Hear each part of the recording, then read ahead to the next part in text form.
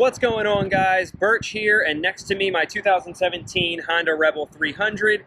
I wanted to make a quick video because one of the top questions that always comes up whenever anybody's looking at the 300, or especially the 300 versus the Rebel 500, the top question that comes up is how capable is it? Meaning, what is the top speed and how well can it handle highway speeds? The highest I've gotten it up to is 90. Honda says the top speed is 85. I've gotten it up to 90 with a tailwind and downhill. Actually, yesterday when I first tried to make this video, but my GoPro decided to melt down, so we're redoing it. As for highway capabilities, I will say that I bought this bike 70 miles away from where I live, and the first time I ever rode it, I hopped on it and came back 70 miles. Anything from a 30-mile-per-hour bridge with crosswinds up to highways with speeds of 60 or 65, and was extremely impressed at how well it did with that. Got to keep it wrung out a little bit just to keep it up at speeds, but that's kind of to be expected. So I'm going to do a quick walkthrough of the bike and then a quick little ride along so you can kind of see firsthand how well it handles and how quick it can get up to the speed and what that top speed is. But I guess I've already given you all the spoiler alerts, so if you don't want to see any riding, I guess thanks for watching this far. Alright, let's do it, guys. Alright, so first thing we're going to do is a quick walk around of the bike. As you can see, it's mostly stock. It's got a headlight cover, the new seat, and then as far as performance goes, you just have the Two Brothers racing exhaust with the heat-wrapped stock pipe. How that affects performance, I don't know. Obviously, it feels a little bit better, but it could all just be the butt dyno. It does sound really good, though.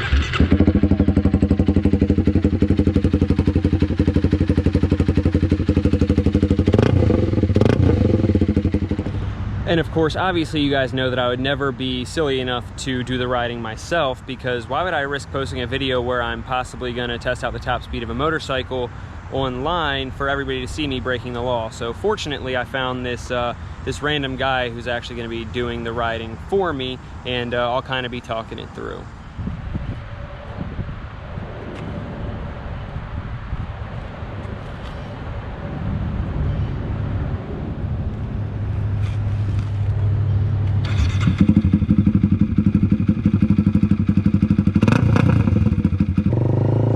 Alright, let's get straight to it.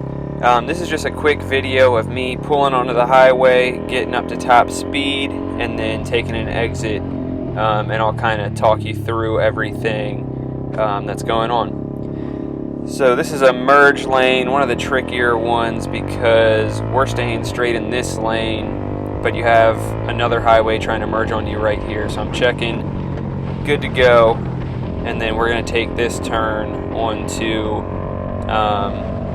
the major highway, speed limit of about 55 or 60. So as you can see, the bike's light, but it takes that exit ramp at 40 with no problem, stays nice and planted.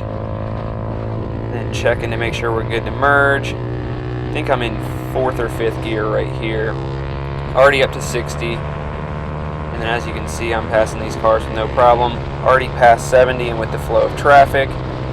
I have it pinned right here going uphill, but as you can see, it still has no problem going with the flow of traffic.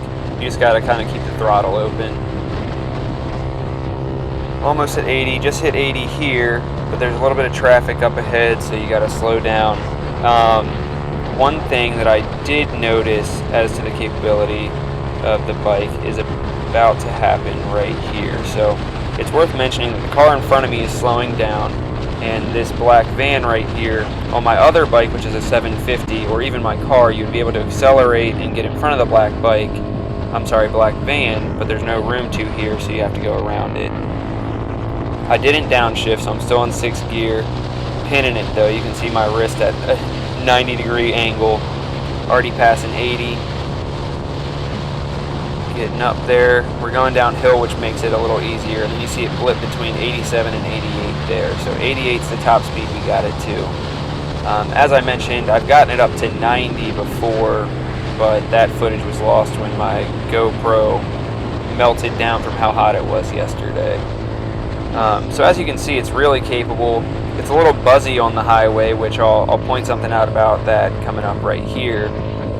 But it's capable enough, especially for a first-time rider. Around town, it is probably the perfect beginner bike. It's nice and light, really nimble, don't really have any problems throwing it around. But then as you can see on the highway, it can definitely handle its own.